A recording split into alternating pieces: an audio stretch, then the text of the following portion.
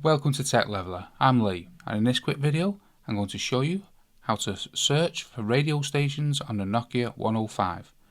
Now the first things first, you do need a headphone to be plugged into the Nokia, and this will be confirmed with this little sign here, the little headphone sign. So once you've had your headphones to the Nokia 105, head to the menu, then head to the radio here, and when you want to select it, and it'll ask you search all available channels. You want to press OK. And now your Nokia 105 will start tuning to all the stations it can find. Now this is used as the aerial. So now it's found all the stations, and you use the up and down arrow to move between the stations. So that is how to find stations on the Nokia 105.